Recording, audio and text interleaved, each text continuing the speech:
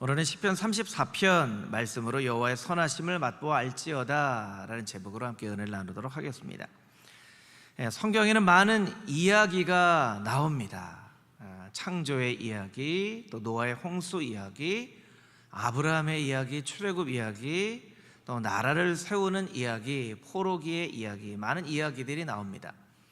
또 많은 교리와 또 교훈과 가르침도 나옵니다. 인간이 죄인인 것과 인간의 죄를 용서하시기 위하여 예수님께서 이 땅 가운데 몸을 입고 오시고 그 이름을 믿는 자에게 구원을 주시는 이 아주 중요한 구원의 교리의 이야기가 나오죠. 뿐만 아니라 오늘 우리가 읽은 말씀처럼 시도 나옵니다. 시편은 시이잖아요. 노래, 시라는 것을 우리가 잘 이해하고 읽어야만 합니다. C.S. 루이스의 시편 사색이라는 책에 보면 이런 설명이 있습니다. 성경은 문학의 형태로 존재하기 때문에 문학으로서의 성경 읽기가 필요합니다. 성경은 다양한 문학적 성격에 맞게 읽어야 그 뜻을 잘 이해할 수 있는데, 프랑스어는 프랑스어로 읽혀야 하고 영어는 영어로 읽혀야 하는 것과 같습니다. 시편은 시로서 읽어야 하는데, 시편은 일정한 형식을 가지고 있지만 때로는 파격적인 표현도 나오고 과장하는 표현도 들어있기 때문에 논리적으로 어떤 연관성이 있는가 하고 읽는 것보다는 정서적으로 어떤 연관성이 있는가, 공감대가 있는가라는 것을 가지고 읽어야 한다라는 것이죠. 그렇지 않으면 시편에 들어있는 것을 놓쳐버릴 수도 있고 없는 것을 있는 것처럼 착각을 하게 되기도 합니다. 참 중요한 표현이에요. 예를 들면 시편 109편 같은 말씀에 보면 너무 이 시편 기자가 힘들어서 자기를 대적하는 대적을 좀 죽여주십시오 이렇게까지 시편을 읽어요. 그럼 성경을 읽는 분들이 시편에서 누굴 죽여주십시오 이렇게 해도 되나? 그만큼 힘들다는 거죠. 그만큼 힘들다는 표현을 하는 거예요. 이런 것들을 이제 문학의 형태를 알고 읽어야 한다는 것이죠. 그래서 오늘 우리가 시편 34편의 말씀, 다윗의 시인데요, 이 시편을 읽으면서 다윗은 어떤 마음으로 이 노래를 불렀는지, 어떤 노래인지, 또 우리는 어떤 노래를 불러야 할지 이 말씀을 통해서 함께 은혜를 나누어 보기를 원합니다. 우리 읽을 말씀, 우리 1절 2절 말씀을 같이 한번 다시 읽어보도록 하겠습니다. 한 목소리 읽겠습니다. 시작.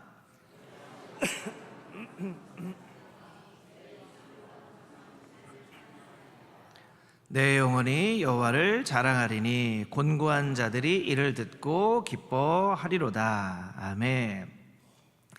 시편 34편은 위에 제목이 있어요. 다윗이 아비멜렉 앞에서 미친 채 하다가 쫓겨나서 지은 시, 사무엘상 21장에 이 말씀이 나오는데요, 다윗이 얼마나 사울이 두려웠으면 블레셋의 아비멜렉 왕에게까지 가서 도망을 하고 보호해달라고 합니다.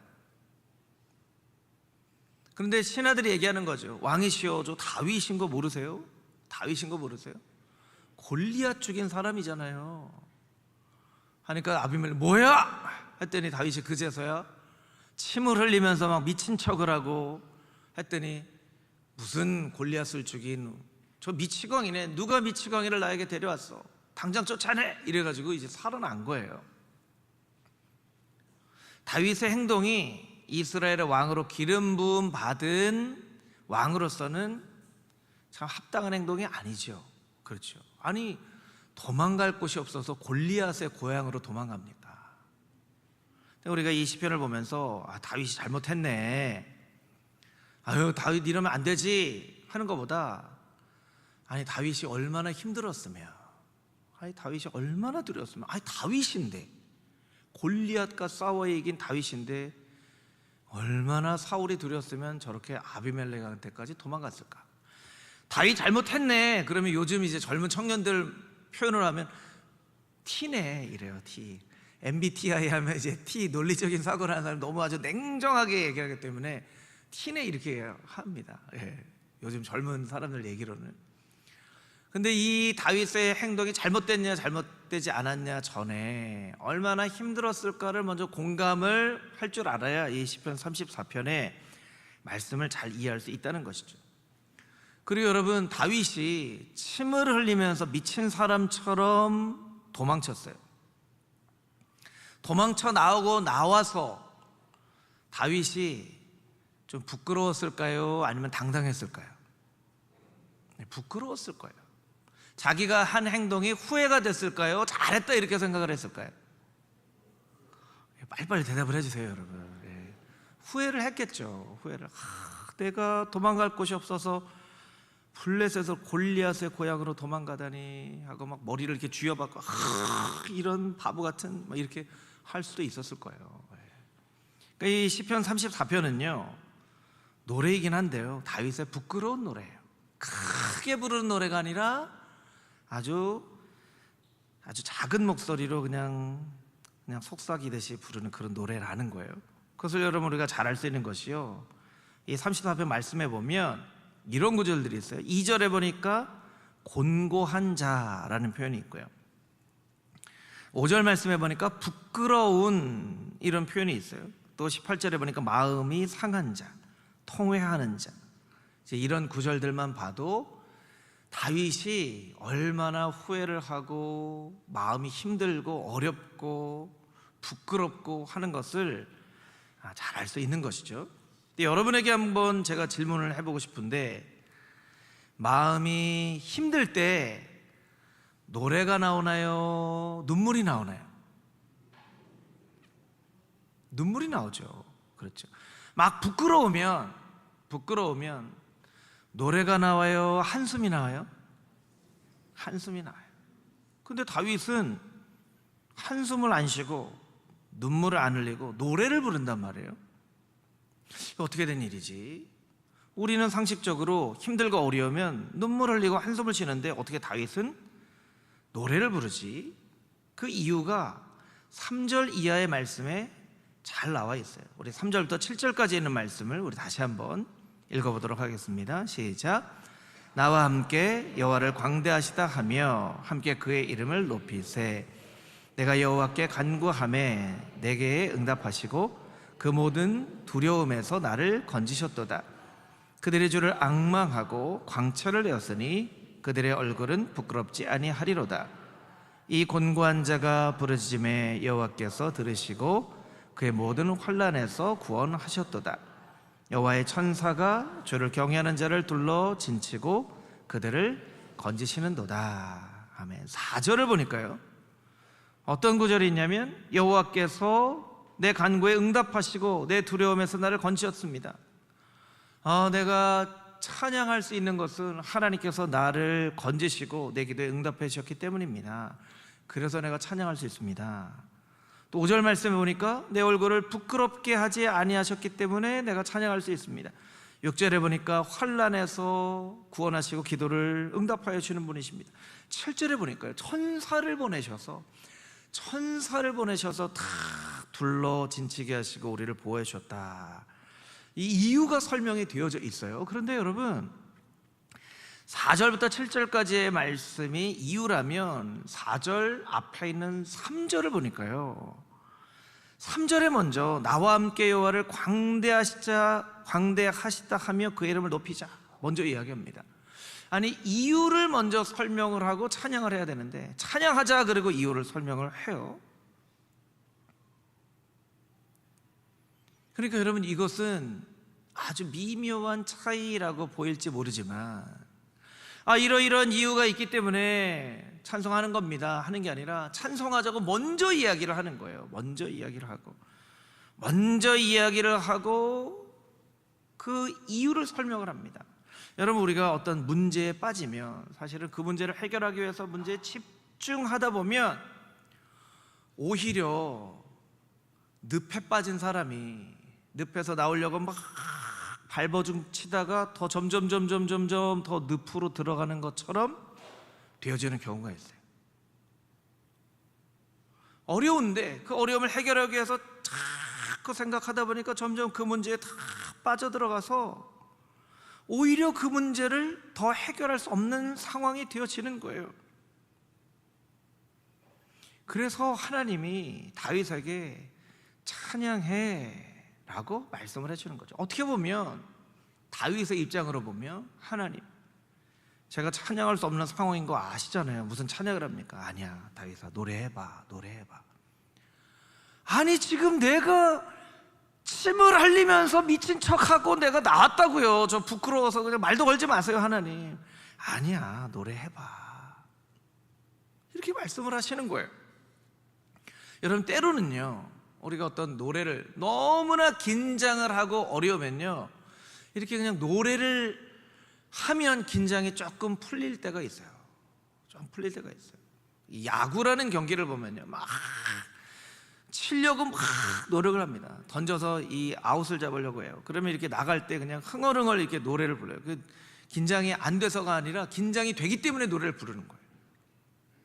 여러분, 우리의 삶도요, 때로는 노래 부를 상황이 아니지만 하나님이 그런 상황을 잘 아시면서도 노래를 불러 찬송을 해봐 하고 말씀하실 때가 있다는 거예요. 왜 그러냐면 너무 그 상황에 매몰되어 있지 않기 위하였습니다.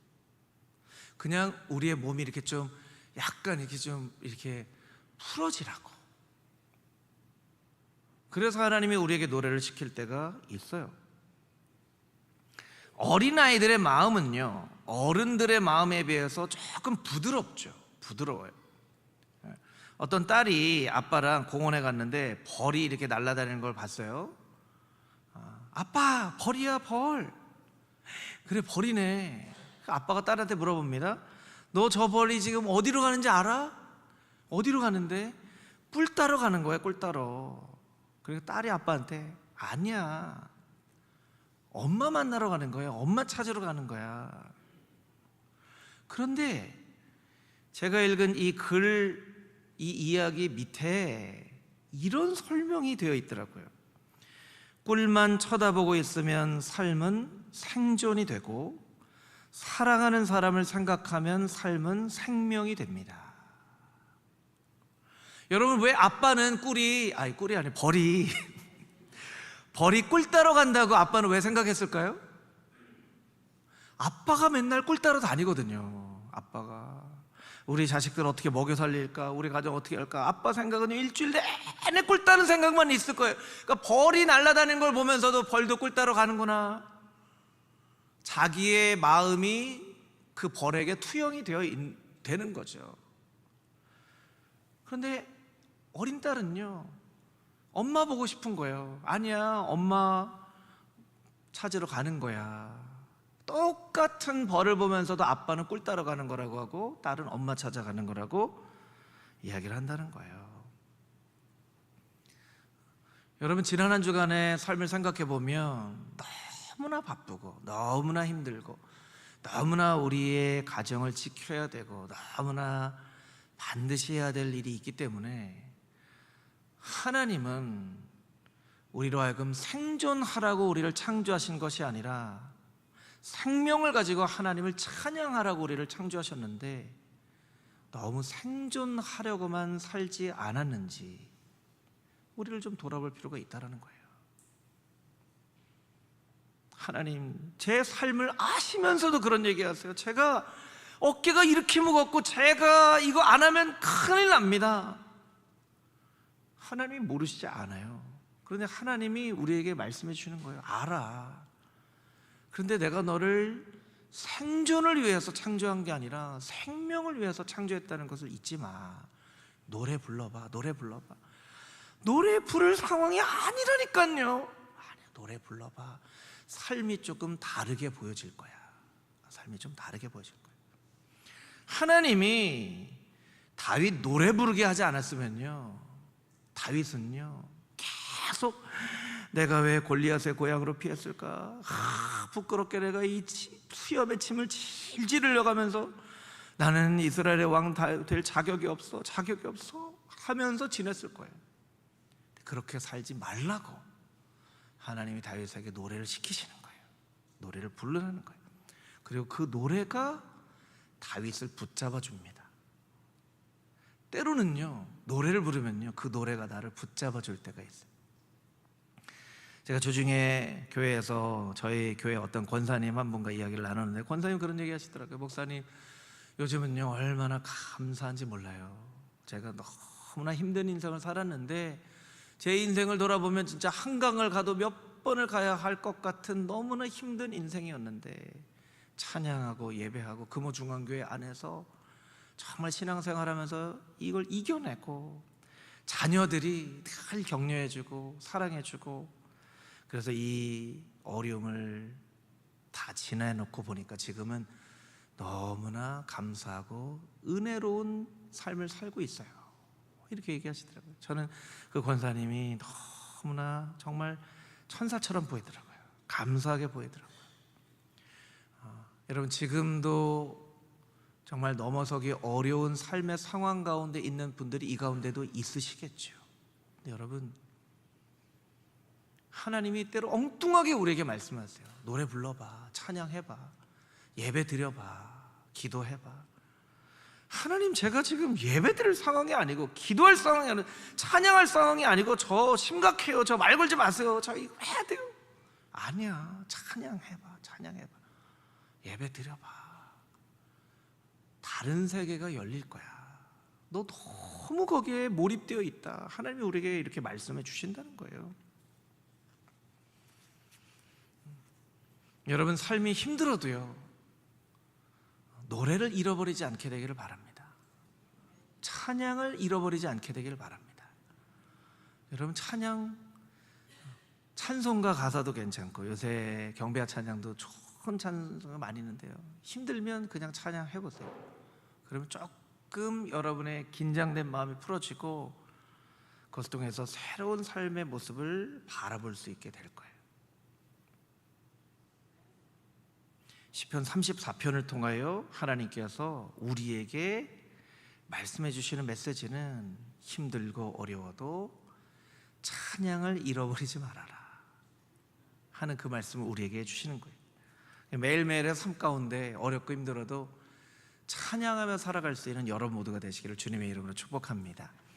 우리 8절에서 11절까지 있는 말씀 같이 한번 읽어볼까요? 8절에서 11절 함께 읽겠습니다. 너희는 여호와의 선하심을 맛보아 알지어다. 그에게 피하는 자는 복이 있도다.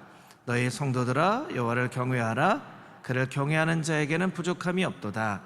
젊은 사자는 궁핍하여 죄를지라도 여호와를 찾는 자는 모든 좋은 것에 부족함이 없으리로다. 너희 자녀들아, 와서 내 말을 들으라. 내가 여호와를 경외하는 법을 너희에게 가르치리로다. 아멘. 참호 종교라는 말이 있습니다. 영어로 보면 foxhole religion이라는 말이에요. foxhole은 여우굴이라는 뜻이거든요. 참호는 전쟁에서 적군의 총알을 피하기 위해서 이렇게 땅을 이렇게 파놓고 그 안에 쏙 들어가서 이제 총을 쏘는 그걸 참호라고 하죠. 여우굴이라고 합니다. 참호 종교는 어떤 의미냐면요, 전쟁의 참호 안에 있는 군인들 중에는 무신론자가 없다는 거예요. 여러분, 총알이 빗발쳐요. 총알이 빗발치면 자연스럽게 하나님을 찾을 수밖에 없게 된다는 거예요. 자연스럽게.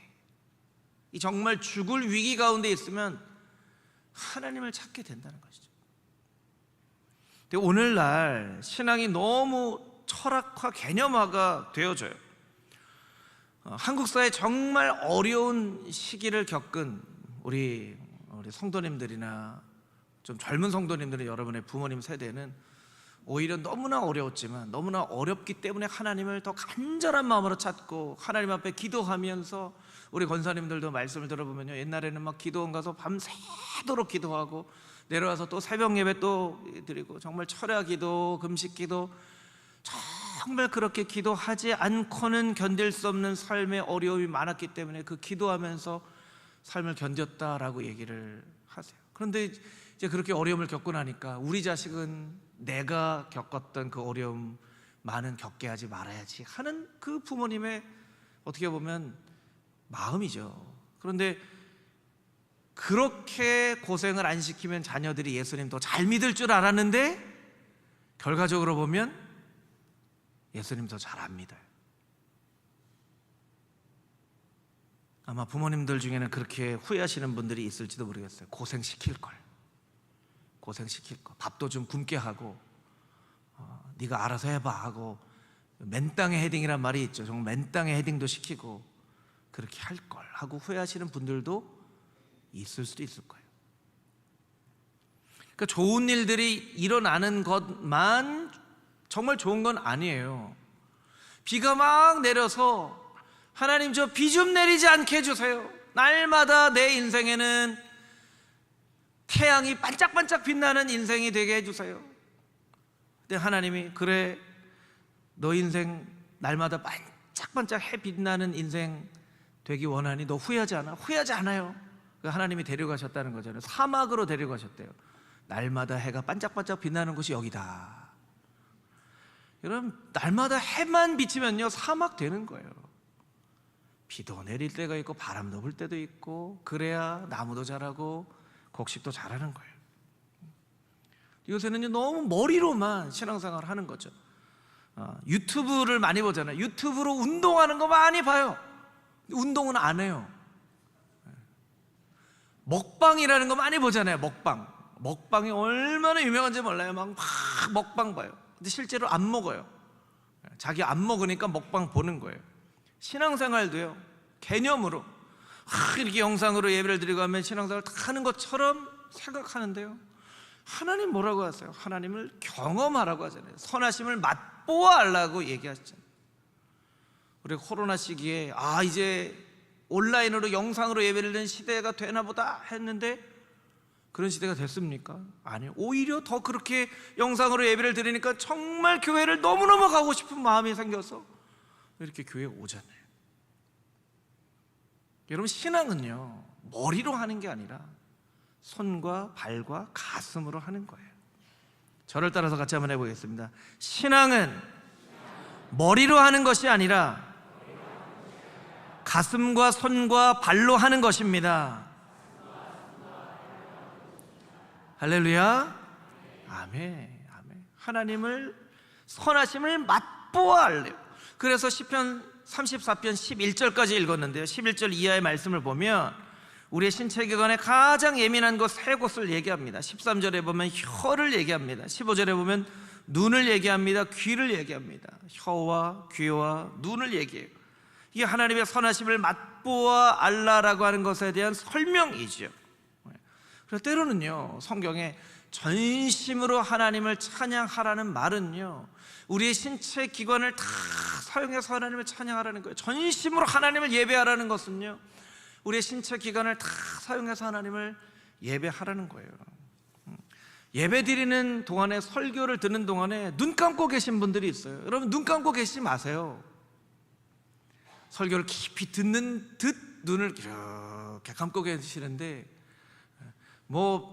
피곤하면 가끔씩 졸릴 때도 있죠. 그런데 늘 습관이 되면 안 돼요. 여러분, 누가 만났는데 여러분이 저를 만났어요.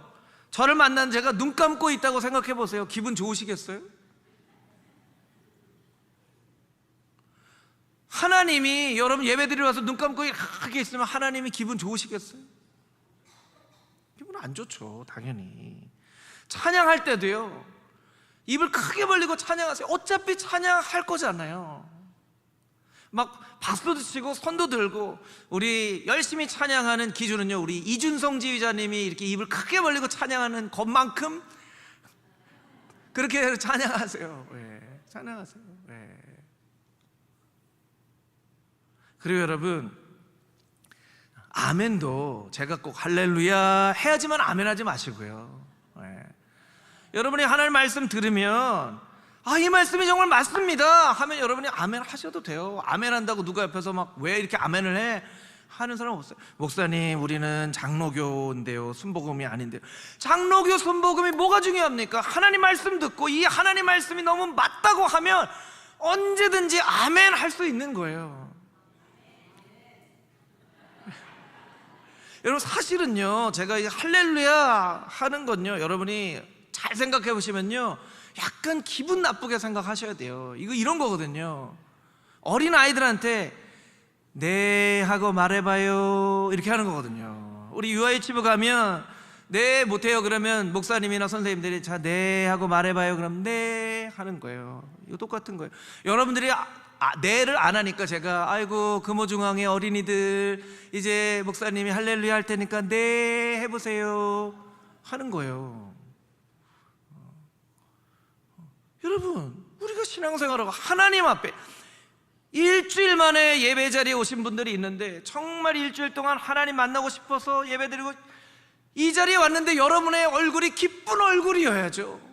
하나님, 제가 정말 하나님 만나고 싶었는데 지금 하나님을 내 눈으로 직접 볼 수는 없지만 하나님 여기 계신 것을 생각하고 제가 기쁜 마음으로 예배합니다.